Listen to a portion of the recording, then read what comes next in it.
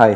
Usually shoe ഇട്ട് കുറേ നേരം നിൽക്കുന്ന ജോലിയോ അല്ലെങ്കിൽ കുറേ നേരം നടക്കുകയോ അങ്ങനത്തെ എന്തെങ്കിലും ഇപ്പം ഹാർഡ് ഷൂസോ എല്ലാം ഇട്ട് നടക്കുന്ന ആൾക്കാരിൽ ഭയങ്കരമായിട്ട് കാലിൻ്റെ അടിയിൽ പെയിൻ വരുന്നൊരു കണ്ടീഷനാണ്. യൂഷ്വലി പേഷ്യൻസ് എൻ്റെ അടുത്ത് വരുന്നത് ഹീല് ഭയങ്കര പെയിൻ വരുന്നു, നിൽക്കുമ്പോഴത്തേക്ക് ഇത് വരുന്നു. അത് കൂടുതലും ഷൂ ഇടുന്ന ആൾക്കാർ മാത്രമല്ല, ആണുങ്ങൾ ഷൂ ഇട്ട് എന്തെങ്കിലും ജോലിക്കൊക്കെ നിൽക്കുന്ന ആൾക്കാരാണെങ്കിൽ, സ്ത്രീകളാണെങ്കിൽ ഫ്ലാറ്റ് ചപ്പലൊക്കെ ഇട്ട് കുറേ നേരം വീട്ടിൽ നിൽക്കുകയോ അല്ലെങ്കിൽ കുറേ യാത്ര ചെയ്യുകയോ നടക്കുകയോ അങ്ങനെ വല്ലതും ചെയ്യുന്ന ആൾക്കാരിലാണ് ഇതുപോലെ ഹീലിൽ പെയിൻ, ഈ ഭാഗത്ത് കാലിൻ്റെ അടിയിൽ ഭയങ്കര പെയിനായിട്ട് വരാം. This is plantar fasciitis. Plantar fasciitis എന്ന് പറയുന്നൊരു കണ്ടീഷനാണ്. അത് എന്താണെന്ന് പറഞ്ഞുതരാം. നമ്മുടെ കാൽക്കേനി അല്ലെങ്കിൽ ഞെരിയാൻ, ഈ പറയുന്ന എല്ല്, ആ എല്ലിൽ നിന്ന് നമ്മുടെ താഴത്തേക്കുള്ള ബാക്കിയുള്ള വിരലുകളിലേക്ക് ഒരു പാട പോലെ ഒരു സാധനം പോകുന്നുണ്ട്. ഒരു ബ്രിഡ്ജ്, ഒരു കണക്ഷൻ പോലെ. അതാണ് നമ്മുടെ കാലിനൊരു വളവുണ്ടല്ലോ ഇങ്ങനെ, അതിനെ കണക്ട് ചെയ്യുന്നൊരു പാടയാണ്. അതിന് പ്ലാന്റാർ ഫേഷ്യ എന്ന് പറയുന്നത്. അതെന്ത് പറ്റുമെന്ന് വെച്ചാൽ ചില ആൾക്കാരിൽ ഈ സാധനം ഇങ്ങനെ ഫ്ലാറ്റൻഡായി പോകും. ജന്മന ഉണ്ടാവും, അത് ഫ്ലാറ്റ് ഫൂട്ട് എന്നാണ് പറയുന്നത്. ജന്മന ഉള്ള ആൾക്കാരിൽ ചിലപ്പോൾ ഇത് താന്നിരിക്കും.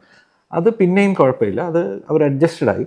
ഈ ഒരു മിഡിൽ ഏജ് ആയിട്ടുള്ള ആൾക്കാരിൽ എന്ത് പറ്റുമെന്ന് വെച്ച് കഴിഞ്ഞാൽ കൂടുതൽ എക്സസൈസ് ഒന്നും ചെയ്യുന്നില്ല, ടോണിങ് എക്സസൈസസോ ഒന്നും ചെയ്യുന്നില്ല. അതിൻ്റെ കൂട്ടത്തിൽ വെയിറ്റും കൂടിക്കൊണ്ടിരിക്കുന്നത്, സ്ത്രീകളിൽ പ്രത്യേകിച്ച് വെയിറ്റൊക്കെ കൂടിക്കൊണ്ടിരിക്കുമ്പോൾ എന്ത് വെച്ചാൽ ഇതിപ്പോൾ ഒരു കൂര പോലെയല്ലേ, മുകളിലുള്ള വെയിറ്റ് വന്ന് ഇതിൻ്റെ പുറത്തേക്ക് ഇങ്ങനെ പ്രഷർ ചെയ്യുമ്പോഴത്തേക്ക് ഇതിങ്ങനെ നിവർന്നു തുടങ്ങും. അപ്പോൾ ഈ പ്ലാന്റാർ ഫേഷ്യ, ഈ പറയുന്ന ഫേഷ്യ വലിഞ്ഞു തുടങ്ങും, സ്ട്രെച്ച്ഡ് ആവും.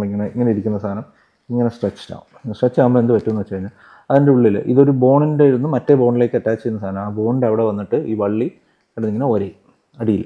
അപ്പോൾ അവിടെ ഭയങ്കര ഇൻഫ്ലമേഷൻ വരും, ഭയങ്കര പെയിൻ വരും, ഭയങ്കരമായിട്ട് നമുക്ക് നിൽക്കുമ്പോഴെല്ലാം ആ സ്ട്രെയിൻ കാരണം അവിടെ ഭയങ്കരമായിട്ടൊരു നീർക്കെട്ടും പെയിനും ഇതെല്ലാം വരും. അപ്പോൾ അത് ചില സമയം നമുക്കത് ഇന്നവേറ്റബിളാണ്. കാരണം വെയിറ്റ് കൂടിക്കൊണ്ടിരിക്കുകയാണ്, പ്രായമായിക്കൊണ്ടിരിക്കുകയാണ്, അതിൻ്റെ ടെൻസൈൽ സ്ട്രെങ്ത് അല്ലെങ്കിൽ അതിൻ്റെ ഒരു എലാസ്റ്റിക് പ്രോപ്പർട്ടി കുറഞ്ഞുകൊണ്ടിരിക്കുക വള്ളിയുടെ. അങ്ങനെ കൂടുതൽ വെയിറ്റും കൂടി വരുമ്പോൾ അത്രയും ലോഡ് കൂടിക്കൊണ്ടിരിക്കും.